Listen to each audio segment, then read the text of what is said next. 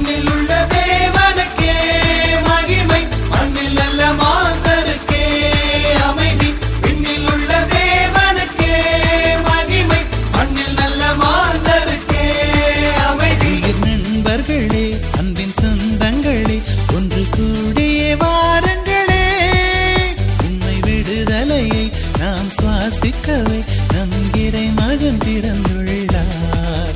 வாருங்கள், பாடுங்கள். விண்ணில் உள்ள தேவனுக்கே மகிமை, மண்ணில் நல்ல மாந்தருக்கே அமைதி. விண்ணில் உள்ள தேவனுக்கே மகிமை, மண்ணில் நல்ல மாந்தருக்கே அமைதி. மண்ணில் கருணையும் மண்ணில் அமைதியும் நிறையும் அவர் வரவில்.